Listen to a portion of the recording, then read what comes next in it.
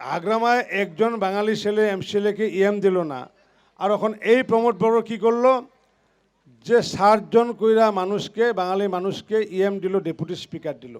ধর্মনারায়ণ দাসকে তো দিল, কারণ আগের থেকে আমার ডিমান্ড ছিল, আমি সভাপতি ছিলাম। তারপরে আবার গৌতম দাস, ওনার বাঙালির ছেলে, ওনাকেও দিল। তারপরে আবার অরূপ ডেকে দিল।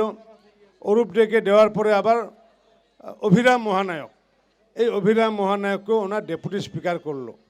তো এই যে বাঙালি লোকদের জন্য আগে তো কোনো দিন এই 60 জন করে বাঙালি মানুষ, বিপিএফের সময় কি ইএম ছিল কি আগে ডেপুটি স্পিকার কোনো বাঙালি ছিল কি?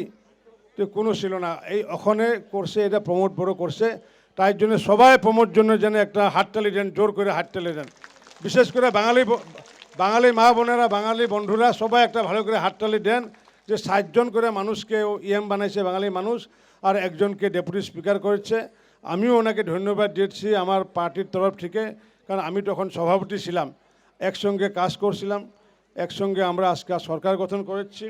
আর আমি যা বলছি যে আমাদের যা আধার কার্ডের সমস্যাটা যা বললো, যে কালকে তো মুখ্যমন্ত্রী মহাশয় বলে গেছেন, আর এটা তো 6 মাসের ভিতরে সমস্যা তো সমাধান হবে।